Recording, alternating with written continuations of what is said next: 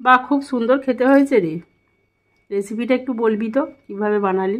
মা বলেছে যখন, রেসিপিটা তো তোমাদের সাথে শেয়ার করতেই হবে, তো চলো স্টার্ট করা যাক। মাংসগুলো একটু ছোট ছোট করে কেটে নিয়ে ওপর দিয়ে একটু গোলমরিচের গুঁড়ো আর লঙ্কার গুঁড়ো ছড়িয়ে দিচ্ছি। তারপরে দিচ্ছি ধনে গুঁড়ো, তারপর দিলাম আদা বাটা। ভালো করে মাখিয়ে নিলাম মাংসটাকে। তারপরে একটা ডিম ফাটিয়ে ওর মধ্যে দিয়ে দিতে হবে।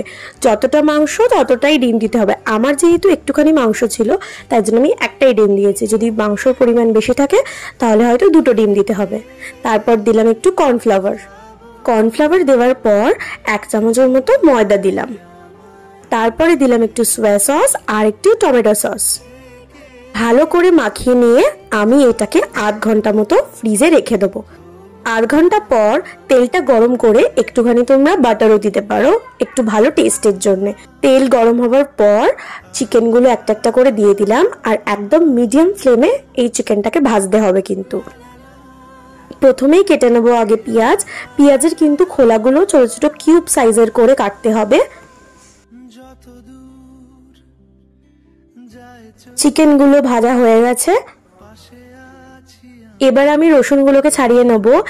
এই পদ্ধতিতে তোমরা যদি রসুন ছাড়াও তাহলে খুব তাড়াতাড়ি ইজি ওয়েতে রসুনগুলোর খোলা ছেড়ে যাবে গায়ে থেকে।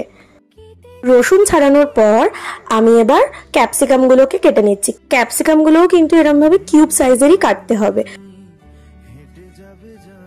ক্যাপসিকাম কাটা হয়ে গেছে, এরপর ওই ছাড়ানো রসুনগুলোকে আমি কুচি কুচি করে একদম ছোট ছোট সাইজের কেটে নিতে হবে। তারপরে কড়াইয়ে আমি একটুখানি আদা বাটা দিলাম, কেটে রাখা পেঁয়াজগুলোকেও কড়ার মধ্যে দিয়ে দিলাম। তারপরে একটুখানি নাড়াচাড়া করার পর যখন একদম গোল্ডেন কালার হয়ে যাবে আমি একটুখানি ওই কেটে রাখা রসুনগুলোকে দিয়ে দেবো। তোমরা রসুন পেস্ট করেও দিতে পারো। আর তারপরেই দিয়ে দেবো ক্যাপসিকামগুলোকে। তারপর ভালো করে নাড়াচাড়া করার পরে আমি একটু দিয়ে দেবো টমেটো সস। তারপরেই দিয়ে দেবো একটুখানি সয়া সস। তারপর সসটাকে ভালো করে নাড়িয়ে নিতে হবে। তারপরেই দিয়ে দেবো একটু রেড চিলি সস। তারপর অনেকক্ষণ ধরে জিনিসটাকে ভালো করে মিশিয়ে নিতে হবে। তারপর একটুখানি স্বাদ মতো নুন দিয়ে দিতে হবে, যে যতটা পরিমাণে নুন প্রেফার করে। তারপরে ভেজে রাখা মাংসগুলোকে আমি ওই সসের মধ্যে দিয়ে দেবো। ভালো করে মাংসগুলোকে সসের সাথে মিশিয়ে নিতে হবে।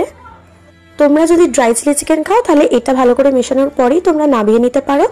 তারপর একটা বাটিতে জলের মধ্যে একটু কর্নফ্লাওয়ারটা গুলে ওই চিলি চিকেনটার মধ্যে ঢেলে দিতে হবে, যাতে গ্রেভিটা একটুখানি ঠিক হয়।